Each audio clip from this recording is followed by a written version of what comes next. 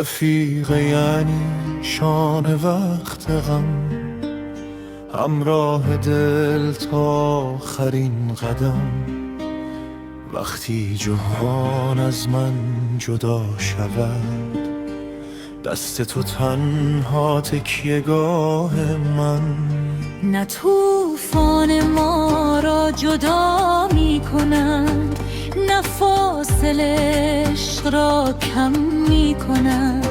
هر خنده هات مثل طلوع سحر، دل را دوباره پرچم می کنند.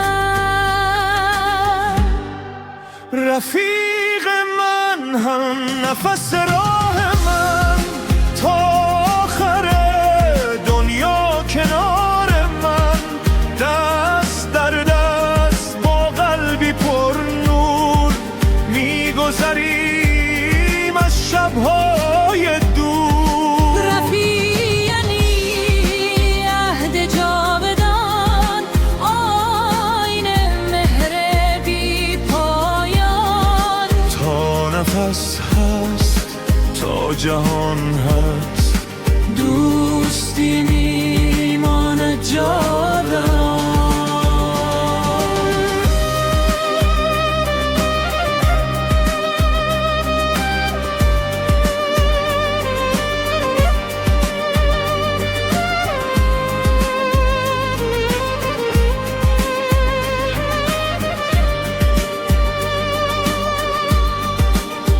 روزهای سخت اگر از راه رسید، نام تو امید را در دل کشید.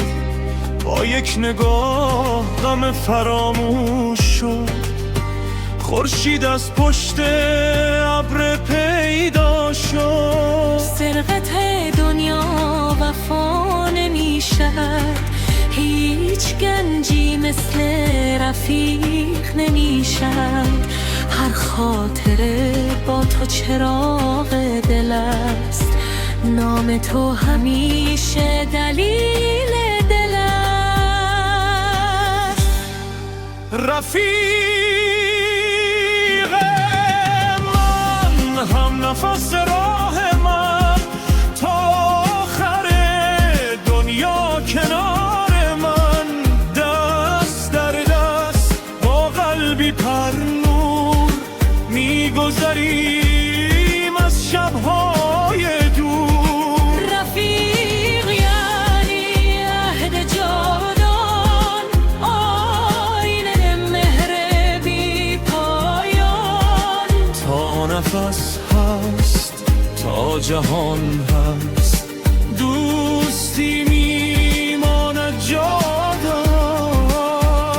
اگر زمین و زمان خسته شوند، قلبه های ما همیشه زنده اند.